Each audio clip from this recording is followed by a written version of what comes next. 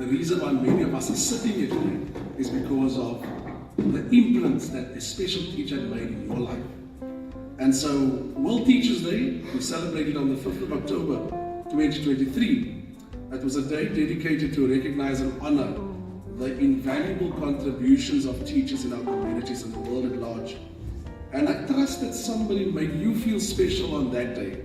And if they did not do that at all, let me be the one to say, you are special, you are chosen, you are valuable, and you are worthy. Can you give yourselves a round of applause? Now, ladies and gentlemen, one thing, sorry, can we lower this thing? I feel like it's an obstacle. Can you lower this mic a little bit? Yeah, one thing that we don't always speak about is the power of human connection. That's perfect, thank you, sir. And I hope that in the next few minutes, I will convince you that every child deserves a champion, an adult who never gives up on them and who understands the power of connection, and an adult who will insist that they become the best that they possibly can be. Now, I want to begin by reflecting on my personal journey, and my educational journey started in a small Holland town of Tilbach. In the year 1989, I was in grade 1, and I was in a school called Waveren Primair. And I vividly remembered my teacher, Juffrou Doreen Skippers, who happened to be the principal's wife.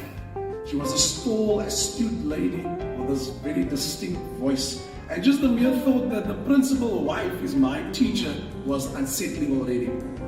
And I recall my friend Roscoe and I, the day before school started, Mrs. Juffrou Skippers would ask us to please come and assist her by preparing the classroom, probably because we stayed right opposite their house.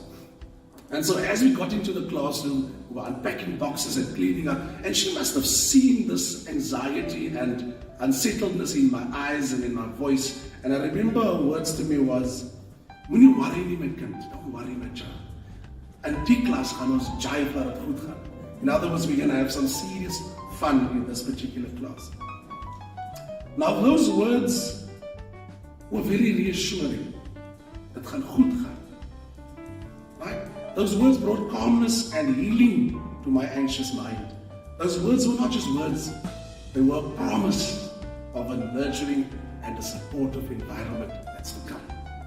And indeed, besides the serious business of Putin, Sarki, Sis and Dan, Karel, Kat, for those of us who remember, Juffrou Skippers' attitude towards her children instilled a sense of calmness in our minds. It brought healing. And throughout my school years, I encountered teachers who in their unique ways demonstrated the power of being soft on people, but brutal on standards. And not all of us can get that right. Being soft on people, but brutal on standards.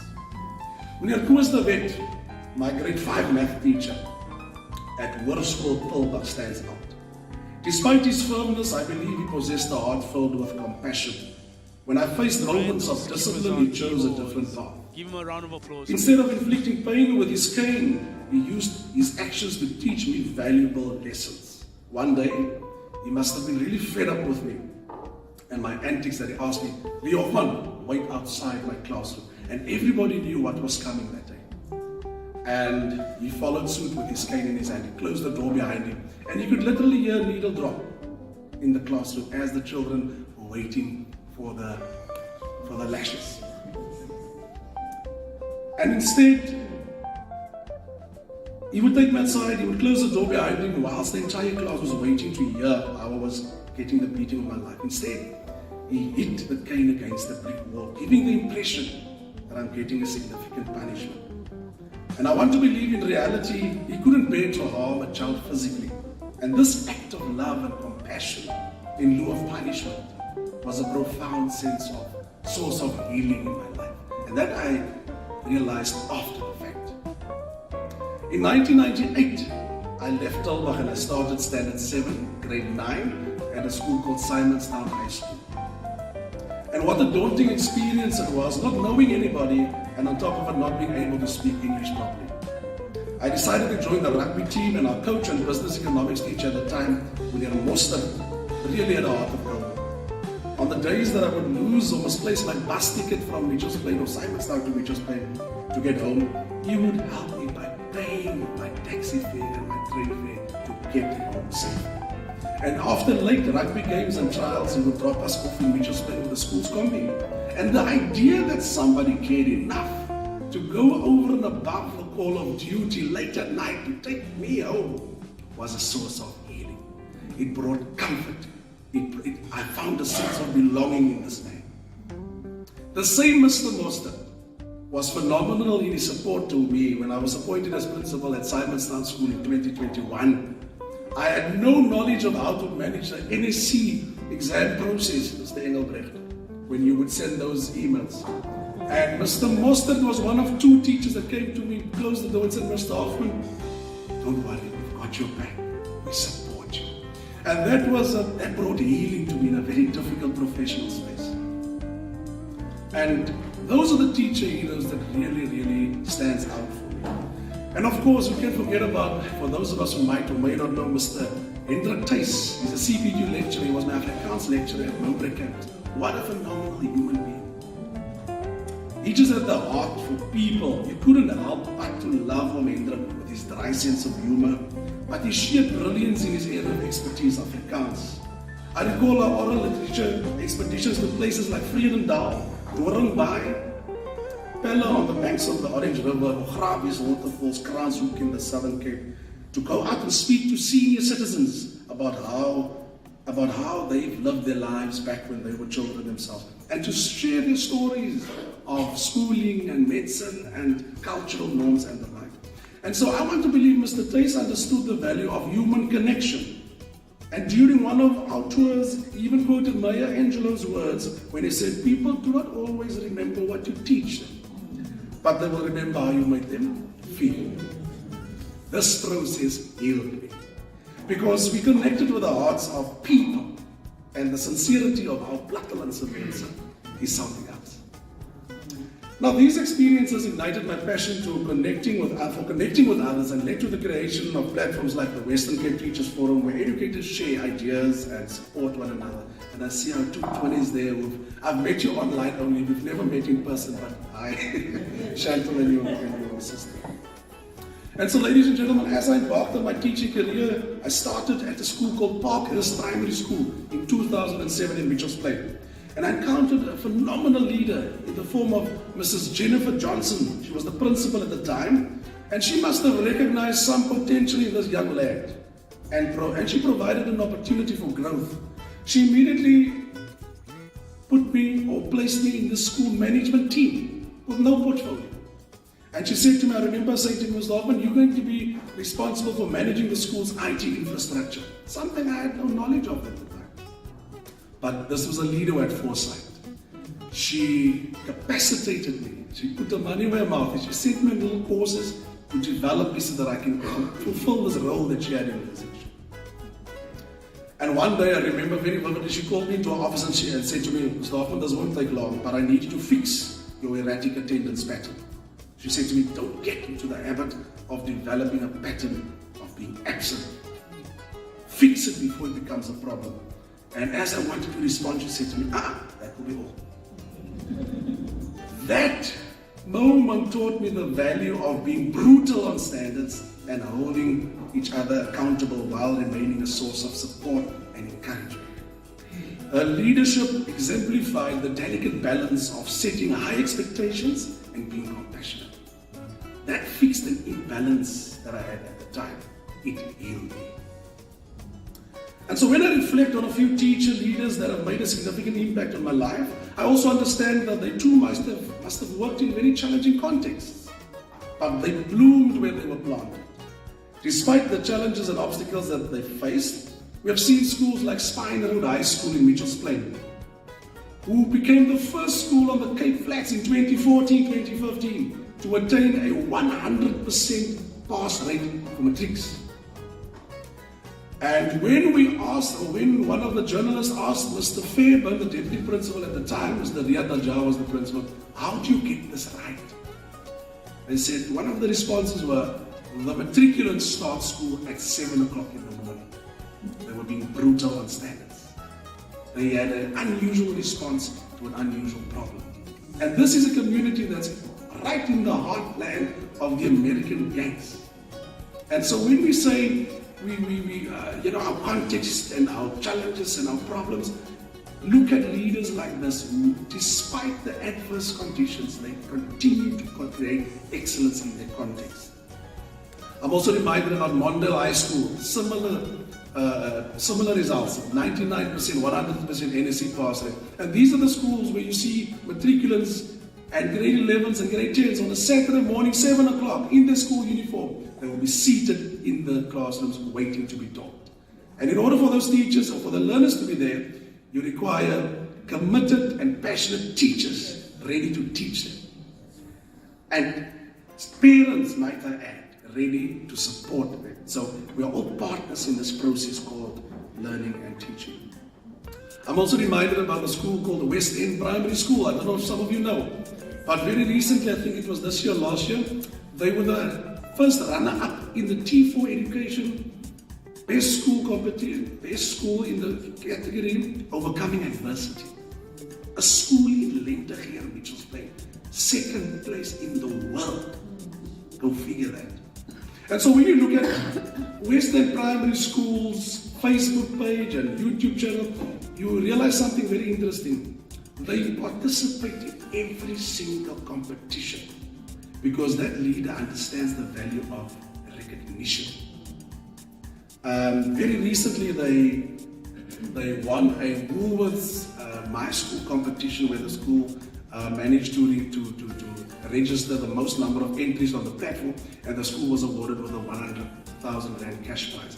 But it's not the leader that did that. It's an entire team and community of people that rallied around the cause and supported the vision. And that is what we require.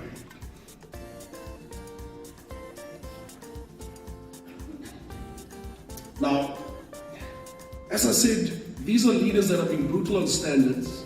They measure themselves against the best, and they're not defined by their circumstances, and they bloom where they are planted.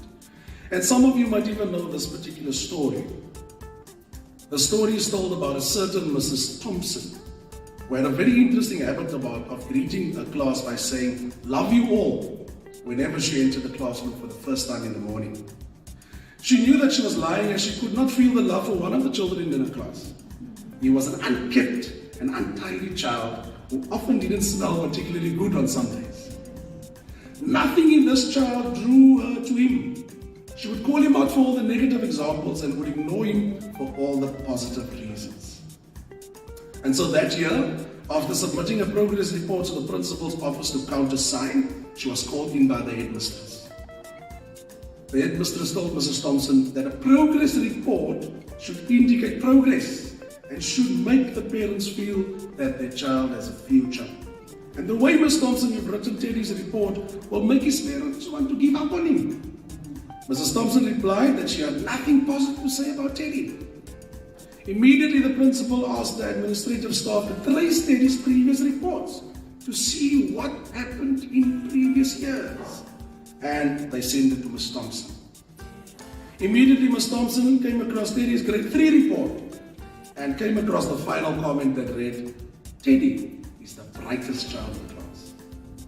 She was stunned by what she saw, and she looked at his grade 4 report, and progressively all the marks suggested that Teddy's mother is suffering from terminal cancer, and that she's not able to give him the attention that she used to give Teddy, and this was evident in the decline of his results. The grade 5 report read, "Teddy has lost his mother, and along with that, he lost himself. He desperately needs help, otherwise we will lose this child too." By then, there were tears in the eyes of Ms. Thompson. She looked at the principal and said, "Ma'am, I know what to do." She went back to class and walked into the class and said, "Love you all," as she would normally do. But she knew that this time she was still lying, because the love that she now had for Teddy far outweighed the love for the others. She then decided that she would stop making negative references to him and instead would acknowledge him for every positive contribution that he would make in class, despite what he looked or smelled. And so the last day of school came, and as was the custom, the learners all brought gifts. for Mrs. Thompson, but there was one gift wrapped in newspaper. And she opened it and saw a half-used bottle of perfume and a broken bracelet with missing pieces. Now the entire class laughed because they knew this is Teddy. And without saying a word, Mrs. Thompson took the bottle of perfume and sprayed it on her and wore the bracelet. And with a quarter smile, Teddy told her, "Now you smell just like my mother." This is the last perfume that she used to wear, that she used before she left me. And this is what was removed from her body before they placed it in the coffin. And so 1 year later, at the end of that particular academic year, a letter on Mrs. Thompson's desk read, "I've seen many teachers, but you are by far the best teacher I've ever had." Every year, Mrs. Thompson would receive the same letter from Teddy. Years later, Mrs. Thompson retired and they've lost contact. But somehow someone traced Mrs. Thompson and handed over a letter to her, signed Dr. Theodore, PhD.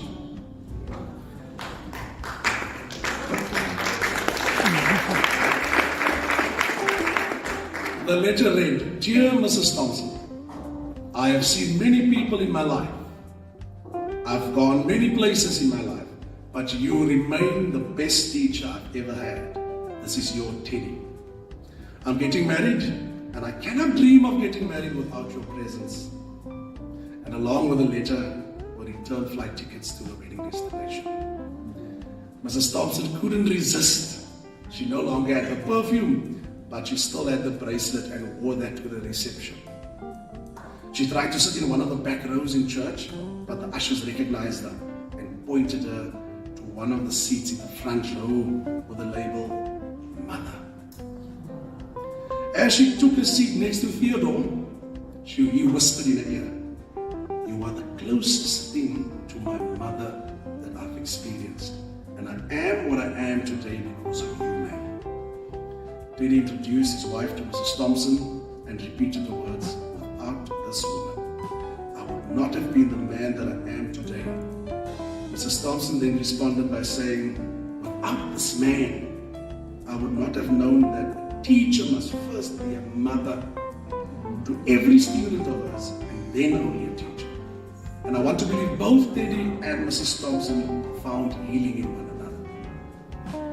And so the song "Heal the World" of Michael Jackson was written and recorded in 1991 in the branches of his giving tree. The name of the tree is a giving tree. The question today is, what are you giving to your learners, to your students? What scent are you leaving behind? What legacy are you leaving behind? What does your fingerprints and footprints look like in the hearts and the minds and the souls of the many lives that have come through your lecture halls, your classrooms? The song talks about unity, peace, and equality. It says that we should treat everybody the same, equally, and stop discriminating against one another, or our children, I want to add, based on what we see, based on what we smell. But we must believe enough in them so that they can start believing in themselves. It's our responsibility as leaders. And so on Tuesday morning, whenever we go back to our offices, to our classrooms, there may be a Teddy sitting in your class. And so my encouragement to you is to go back and be a mother or a father first, before the academics. Connect with the heart of the children, because connecting people to people is what we are all about. Now, I'm going to end off my reflection with an attempt. I said to Doc yesterday or a few days ago, I'm going to attempt to play the song "Heal the World," because there were real musicians here, and still are. That's the Randall's keepers on keyboards. Give them a round of applause. But as I play the song, ladies and gentlemen, I want you to reflect on two things. One, the teachers that have made significant impact on your life as a child, even as a colleague, as a leader. And secondly, to reflect on those who might have gone before us, who have paved the way for us to become the people that we are today. As I mentioned earlier, my greatest role model, and my wife knows about it, Whenever we speak about my grandfather, I tear up because I understand the importation that he had made in my life. And so you're going to help me with that track. I'm going to attempt to play the song in reflection. Let us consider the teddies as well in our classrooms, in our lecture halls, and try and do better than the day before. Always strive to do better than the day before. Every child is equal before God. Thank you so much.